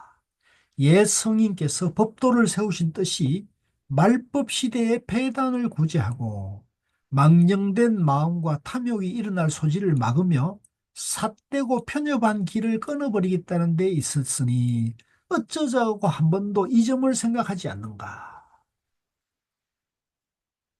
그러니까 이제 우리가 항상 법도를 세워야 돼요. 법도. 법, 법을, 법을 중심으로. 부처님 법을. 부처님 법이 뭡니까? 중도잖아요. 중도. 항상 중도를 기준으로 사고하고 판단하고 행동해야 한다는 거죠. 중도를 헌신짝 버리듯이 하면 어떻게 됩니까? 자기 마음대로 하게 되죠. 자기 마음대로 하게 되면 우리가 그걸 요즘 말로 말할 때는 도급판이 되죠. 도급판. 네. 개판이 되는 거예요. 개판은 뭡니까? 그러니까 막 사납고, 그죠? 힘센 놈이 이기는 것이 되버리죠. 그러면 이제 우리가 이 검수의 세계와 다르지 않은 것이 되죠. 이 도판, 이 절집도 검수의 세계와 다르지 않게 되면 어떻게 되겠습니까? 예. 그야말로 말세가 되는 거죠. 그래서 우리가 말세가 되지 않으려면 우리가 법도를 세워야 되고 법도를 세우려면 중도를 공부해서 중도를 기준으로 사고하고 중도에 대한 지표를 만들어야 되는 거죠. 그것이 이제 말법 시대의 이 폐단을 극복하는 그런 예, 역할을 하게 되는 것이죠. 불안 스님이 고암 스님에게 말하였다. 털 것까지 보아내는 자도 자기 눈썹을 보지 못하며 천근을 드는 자라도 제 몸은 들지 못한다. 그렇죠. 털 것까지 보아내는 자도 자기 눈썹을 보지 못하고 천근을 드는 장사도 자기 몸을 들지는 못한다. 야, 이 너무 멋진 부분이네요. 이는 마치 수행자가 다른 사람 책망하는 데는 밝으면서도 자기를 용서하는 잘못에는 어둠과 조금 더 차이가 없다. 그러니까 우리 지금 살아가는 사람들 보면 남의 허물이나 남의 뒷담 하나, 그죠? 시기 질투하는 마음은 정말 이게 참, 에? 입이 참 저럴도록 하는데 정작 자기 허물, 예, 자기 어떤 실수, 자기 잘못을 돌아보는데 인색한 사람들이 많죠. 예. 이제 그래서 사실은 우리가 어떤 사업을 도모하거나 같은 수행 단체를 하더라도 자기 허물을 돌아보지 못하는 사람하고 공부하거나 이러면 참 피곤해 힘들어요. 그래서 요즘은 저는 이제 뭐 좀 우스운 얘기입니다만은 우리 여기 지도자 과정 도반님이니까 팀들이니까 그러는데 저는 요즘은 딱 원칙을 세우고 한번 경고하고 예, 그래서 그 경고가 제대로 통하지 않으면 저는 그냥 내보냅니다. 예, 우리 가풍, 우리 공부 방법하고는 안 맞다고, 예, 다른 데 가서 하시라고 제가 아예, 예, 한 번은 기회를 주고요. 예, 그 기회에도 자기 허물이나 자기 잘못을 예, 바로 보고 그걸 바로 잡는 의지가 없는 사람은, 그 사람은 같이 공부해도 아무런, 오히려 도반들이나 피해만 되는 거예요. 피해만. 분란만 일어나죠. 공부만 손해지는 거거든요. 그래서 저는 이제 요즘은 제가 좀 단호해졌어요. 네. 한번 타일러 갖고 안 되면 그러면 다른 데 가서 공부하죠. 여기 말고 다른 데도 얼마든지 공부할 데가 많잖아요. 그죠? 근데 괜히 앉아가지고 뭐 이러쿵저러쿵 해서 도반들 상호간에 그냥 불평불만만 저러고 또 패거리나 지어가지고 이렇게 공부를 심란하게 할 필요는 없는 거죠. 자, 그 다음에 138쪽의 17번째, 넓고 병든 스님을 뒷바라지하다. 내가 과거 돌아다니다가 조산에서 불감해건 스님이 소참해서 이렇게 말씀하시는 걸 들었다. 탐욕과 성내는 허물은 원수나 도적과도 같으니 반드시 지혜로서 대적해야 한다. 지혜는 물과 같아서 쓰지 않으면 막히고 막히면 흐르지 않으며 흐르지 않으면 지혜가 쓰일 수 없다. 이렇게 되고 나면 그 탐욕과 성냄을 어찌하겠는가. 자, 우리 도반데 이 지혜로서 대적해야 한다. 지혜로서 탐욕과 화를 바로잡아야 한다는 건 정견을 갖추는 정견. 그러니까 우리가 이제 부처님 법에 대한 중도에 대한 공부를 해서 중도가 무엇인지 바로 아는 게 정견이고요. 그 정견이 내 문제에서 밝은 지혜로 나툴 때 그게 이제 반야바라밀이 되는 거죠. 반야바라밀. 그래서 이 반야바라밀 지혜를 밝히려면 우리가 이제 선정과 사마타와 위파사나 선정 삼매를 닦고 지혜를 개발해야 돼. 지혜를 개발해. 우리가 밝은 지혜를 밝히려면 선정 삼매를 닦아야 되는 거죠. 선정 삼매가 없는 지혜는 그것은 정견이 아니에요. 예. 그래서 항시 우리가 삼매를 닦아야 되기 때문에 제가 이제 나바오를 해야 한다. 명상을 해야 한다. 참선을 해야 한다는 거죠. 지혜는 물과 같아서 쓰지 않으면 막히고 막히면 흐르지 않으며 흐르지 않으면 지혜가 쓸 수 없다. 이렇게 되고 나면 그 탐욕과 성냄은 어찌하겠는가. 나는 그때 나이가 어렸으나 마음속으로 그분이 선지식이라는 것을 알아차리고 마침내 그곳에 방부드릴 것을 정했다. 납자가 마음가짐이 바르다면 100번 꺾인다 해도 태연하여 근심 없으리라. 그러나 방향이 치우치고 삿대의 조석으로 좀스럽게 이익만을 헤아린다면 이런 사람은 천지 사이에 멀쩡한 몸을 둘 곳이 없을까 내 염려스럽다. 3. 도덕과 인의는 유독 옛사람에게는 있었던 것이 아니라 요즘에도 있다. 단 지식이 분명하지 못하거나 학문이 넓지 못하며 근기는 청정하지 못하고 의지는 좁고도 낮은 데다가 힘써 수행하지 않기 때문에 성색에 끌려가도록 자각하지 못하는 것이다. 이는 대체로 망상과 정념으로 익힌 것이 두텁게 쌓여 단번에 제거하지 못한 탓으로 옛사람의 경지에 도달하지 못하는 것이다. 그렇죠. 우리가 이 번뇌 망상과 집착하는 정념이 이것이 두텁게 쌓여 있으면요. 이게 하루아침에 이게 정견으로 돌릴 수가 없거든요. 업식이 쌓여 있는 거잖아요. 그죠? 예. 찌든 때가 있는 거죠. 우리 마음에 찌든 때가 있는 거예요. 그럴수록 더 열심히 공부를 해야겠죠. 그 찌든 때를 부지런히 나마오나 수련을 부지런히 해서 이제 나가야죠. 그러면 이제 예, 고암 스님은 법성 고목 스님이 금산에 살면서 사치스럽게 낭비한다는 소문을 듣고 길게 탄식하며 이렇게 말했다. 불법에서는 청정과 근검을 귀하게 여기니 이랬어야 되겠는가? 어, 이제껏 살찐 말과 날아갈 듯한 옷에 익숙해 후학들에게 지칠 줄 모르면 탐심만 더해줄 뿐이니 옛분들께 부끄럽지도 않는가. 어, 주지의 큰 일은 총림을 한 가문으로 생각하고 부서를 적절히 나누어 해낼 만한 적임자에게 일을 맡기는 것이다. 그들의 행동 거지는 안위의 이치에 관계되고 덕실은 교화의 근원에 관계되니 남의 모범이 된다는 것이 어찌 쉬운 일이겠는가.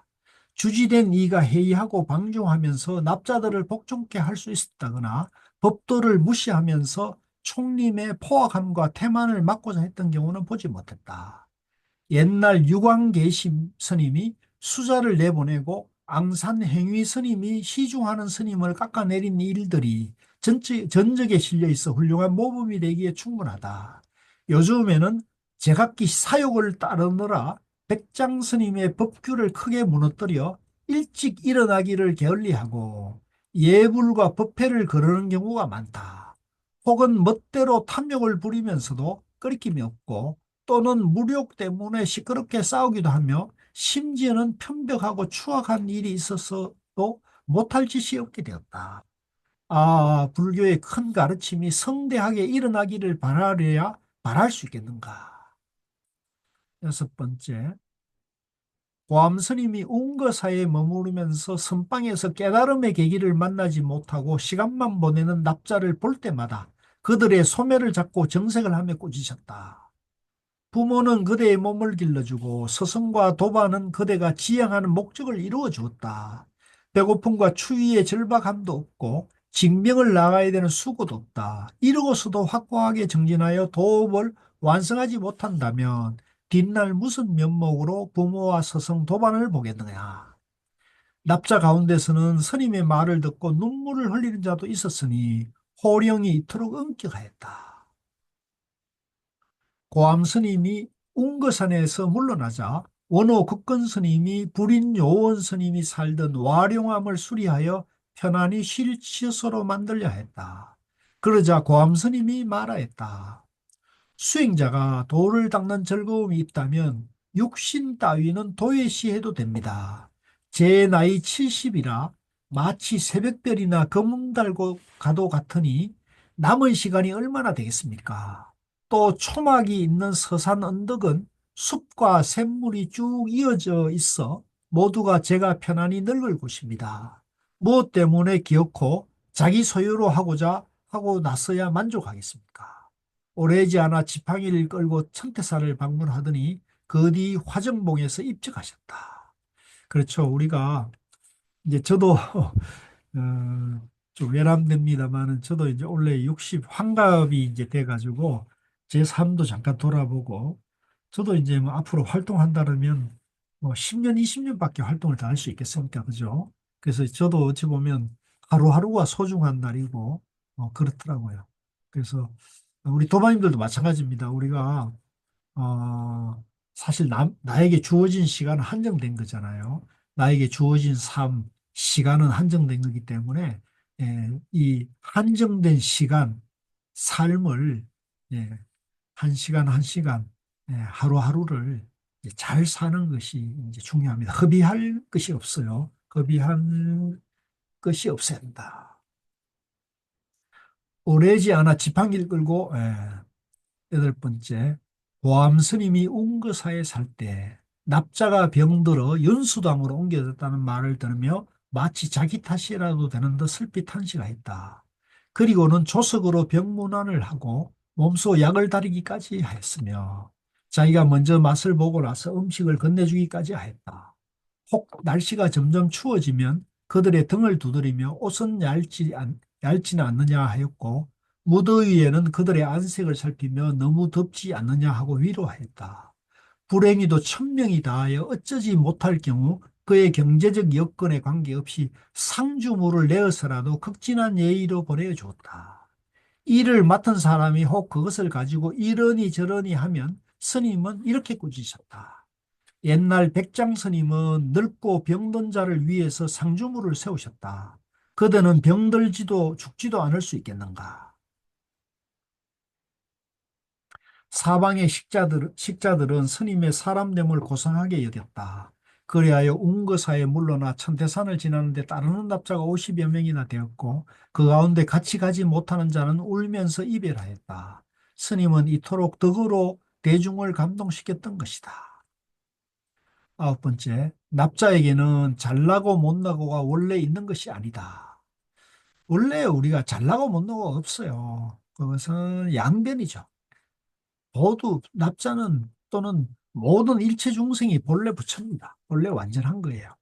선지식이 자세하게 그의 인격을 존중해주고 두루 시험하여 도량과 재주를 발현시켜 주는 데 있다. 또한 드러내주고 권장하여 그의 말을 존중하고 따뜻하게 사랑하여 그의 지조를 완전하게 해주는 데 있을 뿐이니 이렇게 하여 세월이 오래되면 명성과 실제가 함께 풍성해지게 된다. 사람들은 모두가 마음을 가지고 있으므로 부지런히 깨우쳐 이끌어주면 된다. 사람들은 모두가 마음을 가지고 있으므로 부지런히 깨우쳐 일깨워주면 된다. 이끌어주면 된다. 이는 마치 옥도를 그대로 두면 돌덩이이지만 잘 다듬으면 보배가 되며 물의 근원을 막아버리면 웅덩이이지만 튀어 흐르게 해주면 큰 시내가 되는 것 같다. 상법과 말법의 시대에는 훌륭한 사람을 빠뜨리고 채용하지 않을 뿐 아니라 길러내고 권장하는 방법에도 부족한 점이 있다는 것을 알 수 있다. 말법 시대에서는 어리석다고 버려질 제목이라 해도 총림이 한창 성할 때 가서는 지혜로 줄 수 있다. 이런 뜻에서 사람은 모두가 마음을 지녔으므로 부지런히 깨우쳐 이끌어야 한다고 했던 것이다. 이로써 알 수 있는 것은 납자의 재능은 시절과 함께 오르고 내린다는 점이다. 좋아해주면 다가오고 권장하면 높아지고 억누르면 시들고 배척하면 끊어진다. 이것이 납자의 도덕과 재능이 꺼졌다 불어났다 하는 연유이다. 열 번째, 교화를 크게 펴는 데는 도덕과 예의보다 우선하는 것이 없다. 주지되는 사람이 도덕을 존중하면 납자들이 높이 공경하고 예의를 행하면 배우는 사람이 탐하고 경쟁하는 것을 수치로 여긴다. 주지에게 외모를 잃을 만한 태만이 보이면 납자에게 능멸과 포악한 패단이 생기며 주지에게 얼굴빛을 바꾸는 분쟁이 있으면 배우는 사람에겐 공격하며 투쟁하는 재앙이 있게 된다. 예 성인께서는 미연에 아시고 마침내 현명한 인재를 가려내어 총림을 주관하게 하였다. 그래야 사람들이 모두 우러러보며 깨우치지 않아도 교화가 되게 하였던 것이다. 그러므로 석두 스님이나 마조 스님의 도풍이 성할 때 영걸스러운 인재가 나왔다. 그렇습니다. 우리가 큰 인재가 많이 나올 때는 대선지식이 도를 도풍을 크게 떨칠 때 인재들이 많이 나오는 거죠. 그들의 태도가 부드럽고 아름다웠으며 온화하고도 자연스러워 눈썹을 치켜뜨고 눈을 깜빡거리는 일상의 모든 언행이 후세의 모범이 될 만했던 것은 다 그럴 만한 이유가 있었던 것이다. 11번째, 지난날 스승 불안 스님께서 말씀하시기를 행각하러 관문을 나서서 갔던 작은 절들에서는 내 뜻대로 되지 않은 일들이 많았다. 그러다가 법안 스님이 지장암에 계침 스님을 참여하고 명교 스님이 신정 스님을 배할했던 일을 생각해 보았더니 번뇌가 사라지더라 했다. 12번째, 고암 스님은 마음과 행동이 단정하고 강직하며 기상과 도량이 넘넘하여 한시라도 예법을 잃지 않았다. 대중과 함께 살던 시절 하루에도 누차 손해를 보았으나 전혀 개의치 않고 종신토록 간소하게 처신하였다. 대중방에서는 아무 것이나 함부로 허락하지 않았으며 지금이라도 서로 맞지 않는 일이 있으면 반드시 정색을 하고 곧은 말로 다스렸으므로 납자들이 모두 믿고 복종하였다. 한 번은 이렇게 말하였다.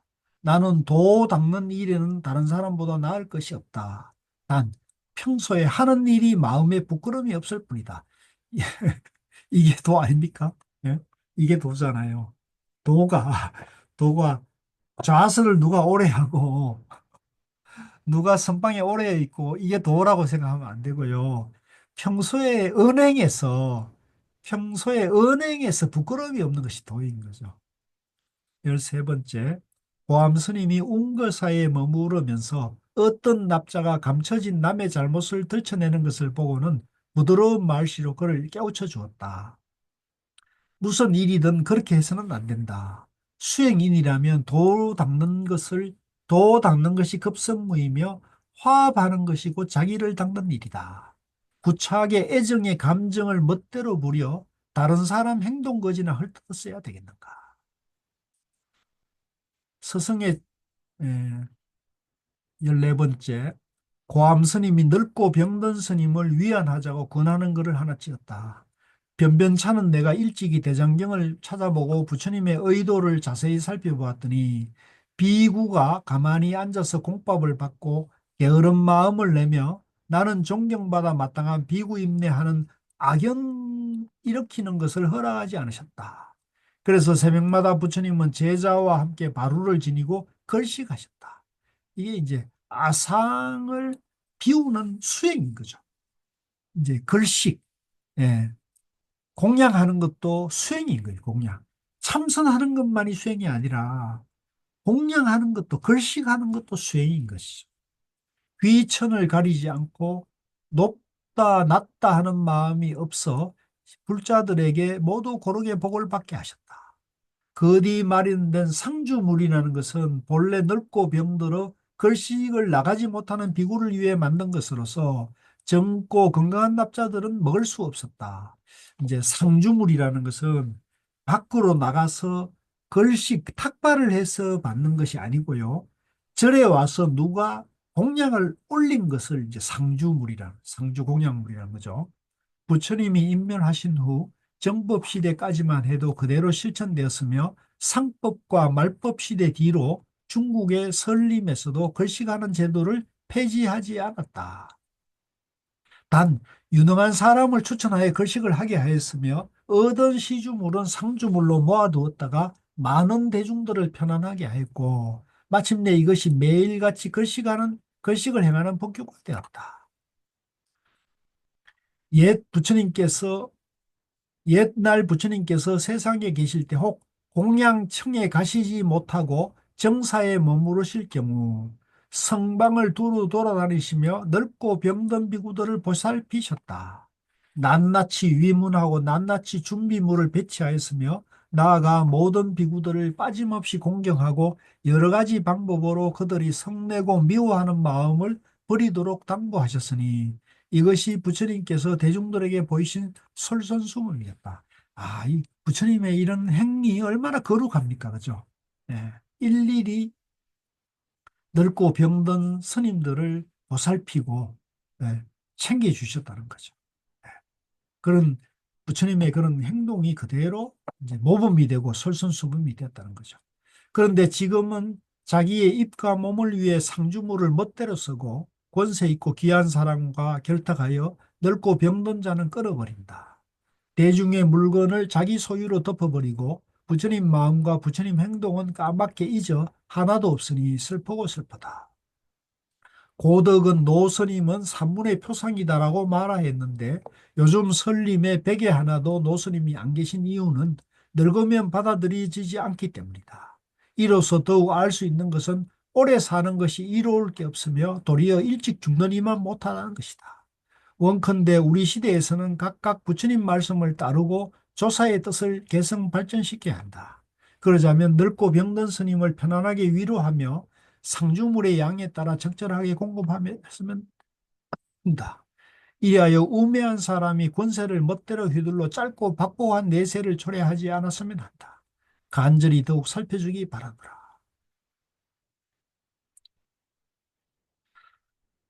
자, 오늘은 여기까지 하고요. 다음 주가 다음 주가 다음 주가 정강이네요. 벌써 아이고야. 제가 좀 어, 개인 여행 때문에 우리 도마님들 좀 이번 학기에는 좀 큰 결례를 했습니다. 예, 카메라 마이크 켜시고요. 예, 스님 안녕하셨어요. 예, 예, 안녕하세요. 고생하셨습니다.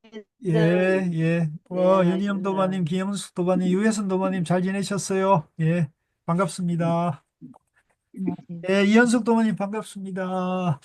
뒤에 보이는 사진은 저 배, 배꽃, 배꽃 같은데. 예. 자, 혹시 질문 있으시면 질문하시죠. 예. 하실 말씀도 좋고요.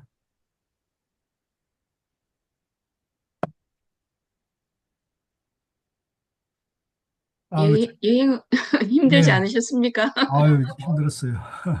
제가 이제 그 이스탄불도 못 가보고 또 스위스도 제가 못 가봤어요. 그래서 이스탄불은 이제 동서 문화가 만나는 곳이어가지고 제가 늘 한번 가보고 싶었거든요. 그래서 이번에 이제 근데 그 이스탄불은 한번 우리 누구라도 한번 가봐야겠더라고요. 그 서기 500년대 건물이 어마어마한 그돔 건물이 그게 이제 아야 소피아 성당이라고 그러죠. 처음에는 이제 성당으로 만들어졌는데 나중에 이제 이슬람이 이제 거기를 점령하면서 이제 회교당으로 만들었죠. 그러다가 모스크로 만들었죠. 정말 사람의 지혜라는 게 정말 어마어마한 걸 느꼈어요. 뭐 그쪽 사람들은 신의 뜻이다 그러겠지만 제가 볼 때는 사람의 지혜가 서기 500년대에도 야, 그 시대에 이렇게 어마어마한 그런 돔 건물을 지을 수 있었구나 하는 정말 감탄이 나는 곳이었고요. 스위스는 아시다시피 세계에서 가장 잘 사는 나라, 가장 깨끗한 나라라 그래서 한번 가보고 싶었는데 역시 잘 살고 깨끗하더라고요. 정말로 자연이 좋고 그런 곳이었고. 그래서 근데 이제 시차 들어와가지고 시차가 안 맞아서 뭐 잠이 하루 2시간밖에 못 자고 아주 힘들어요. 이번 이제 어제 오늘 조금 컨디션이 회복됐어요. 네. 아주 힘들었습니다. 이제는 더 이상 먼 여행은 못 갈 것 같아요. 그러니까 이제 먼 곳 여행도 젊었을 때 가야 돼요. 예. 그래도 저희 한번 데리고 또 나가셔야 돼요. 예, 한번 계획 알겠습니다. 한번 해보십시오. 내년에 봄에 제가 교토 선종사찰을 가려고 했는데요.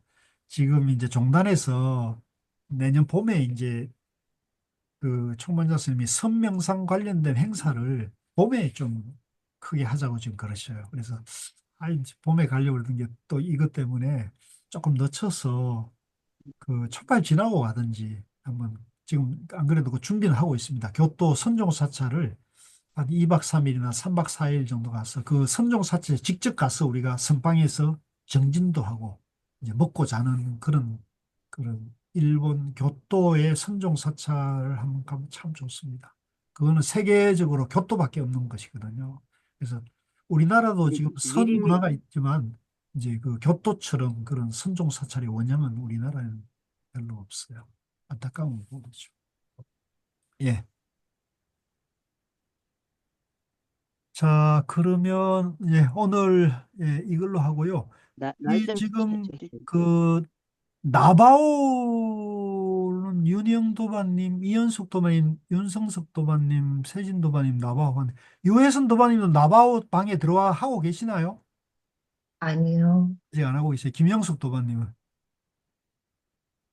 아직 안 하고 계세요. 예, 하셔야 돼요. 그러니까 우리가 적어도 지도자 과정까지 공부하고 계신 분들은 나바오 하루에 5분 명상은 꼭 하셔야 돼요. 그래서 그걸 하지 않으면 이 공부를 해도 사실은 별 이익이 없어요. 이제 우리가 이제 내가 지금까지 공부한 것을 마음으로 체험하려면 이제 고요히 자기 마음을 고요하게 만들어야 되거든요. 자기 마음의 온갖 번뇌와 잡념을 비우는 훈련을 자꾸 해야 돼요. 그래서 명상을 5분이니까요. 하루 1440분 중에 5분이니까 한번 먹어보세요. 네, 나바오 명상을 하기는 하는데 예. 그 나바오 톡방에 들어오라고 그러시는 거죠. 그렇죠. 하시고 그 톡방에 올려서 이것도 하나의 공동체가 되는 거죠. 공동체. 근데 너무 많은 분들이 막 그렇게 올리시는 거가 조금 우리가 여기 아까도 그 얘기 했잖아요. 역경과 혼란 속에도 공부가 단련이 돼야 된다고. 이거는 공부하는 사람들이 모여 있는 거니까 혼란스러운 게 아니잖아요. 근데 내가 혼자서 하는 것보다 같이 공부하는 사람이 50명, 100명이 함께 하고 있다는 게 그게 얼마나 큰 힘인데요. 이런 어려운 시절에는 그런 사람들이 큰 힘이 되는 거예요. 그래서 조금만 익숙하게 하시면요. 모험을 해두시고 조금만 익숙하게 하면 같이 공부하는 힘이 얼마나 큰 힘이 되는지 몰라요. 그렇게 한번 해보세요. 예. 그러니까 마음을 조금씩 여셔야 돼요. 예. 마음을 조금씩 여셔야 되고 모험을 해두시고요. 또 내 공부 내가 하는 거니까 그냥 내가 한 걸 올리면 되는 거죠. 예. 그렇게 한번 해보세요. 안 그러면 혼자만 이렇게 공부하면 그 사실 잘 안 돼요. 혼자 하다 말다 해버리거든요. 근데 여럿이 같이 함께 하게 되면 그게 대중이 함께 가는 힘이 있는 겁니다. 예. 그래서 우리 공부도 그런 힘을 자꾸 마음을 열고 함께 하는, 그죠? 이 공부가 뭘 하자는 거냐면 내 마음을 고요하게 하는 게 아니라 내 마음을 고요하게 하면서 내가 내 안의 괴로움을 없애면서 다른 사람의 마음의 괴로움도 없애는 걸 도와주는 공부거든요. 내 혼자 마음 괴로움 없애면 뭔 재미로 삽니까? 그죠? 그거 소속이잖아요. 그러니까 같이 이제 하는 거를 하고 이제 뭐 나중에 제가 여건이 되면 그 명상 앱으로 이제 그 준비를 할 거예요. 그래서 아직은 조금 시기상조해 가지고 톡방을 하는데요. 나중에는 명상 앱에다가 그런 모든 시스템을 다 이제 넣으려고 생각하고 있습니다. 정혜 큰 스님 연말이라가 바쁘시죠? 마이크가 꺼져 있네요, 스님. 혜인 스님 반갑습니다. 오랜만에 뵙는 것 같습니다. 네, 안녕하세요. 네, 안녕하세요, 스님. 많이 춥죠? 아유, 보일러까지 고장 나가지고요. 아이고야. 그래도 오늘 법문에 뭐 가난해도 뭐 이렇게 다 받아들이는 그 선승 그 말씀 듣고 저도 긍정적으로 생각하면서 기다리고 있습니다. 보일러 고치는 분이 오시기를. 그래야 됩니다. 네. 다음 주 수요일 나온대요. 언제 온다고요? 다음 주 수요일. 아이고야. 아마 보일러 터진 곳이 한두 곳이 아닐 거예요. 그래서 아마 그러니까요. 순서가 좀 밀려 있을 건데요. 네. 그쪽에다 얘기해서 우리는 절이어서 정말 가난하고 힘들으니까 좀 살펴달라고 한번 예, 로비를 좀 해보세요. 이 공정성 때문에 예. 전화번호도 안 알려줘요. 서비스맨의 아, 전화번호도 안 나와요. 요새는 또 그렇게 차례를 바뀌었구나. 약간 무심으로 음, 기다려야 돼요. 그래, 중생의 고통을 함께 하시죠. 네, 그걸 긍정적으로 받아들이세요. 그리고 이제 이번 기회 네. 다음에는 겨울 되면은 미리 보일러를 한번 점검해야겠구나 이렇게 하죠. 아, 맞아요. 예. 항상 저희 일이 그렇게 오잖아요.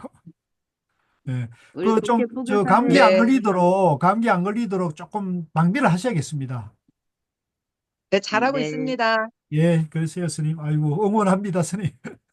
네, 예. 자, 그러면 편안한 밤 되시고 들어가십시오. 오랜만에 뵈니까 더 반갑네요. 들어가십시오. 네. 네, 안녕히 감사합니다. 주무세요. 감사합니다. 들어가세요. 예. 다음 안녕히 주가 계세요. 종강입니다. 벌써, 아이고야. 네. 예.